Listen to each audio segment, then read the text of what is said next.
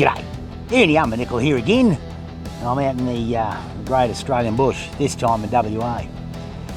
Anyway, I could go on about LEDs and how they only hit 80, that's 80 on the colour rendition index, and yet these are the Nemesis 9000s by FyrLyt, hit 100, that's daylight, that's amazing.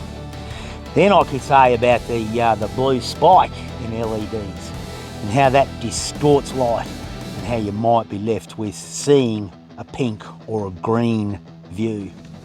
I could go on about the Tyndall effect and how that dust, rain and even smoke get in the way, and that disperses the light even more off an LED and it forms a blanket. But I won't. But what I will talk about is safety.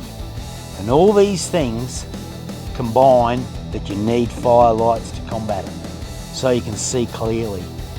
Seeing things clearly will give you a better reaction time, and that's safety for your family, for you and your family. And believe it or not, Baz the kangaroo.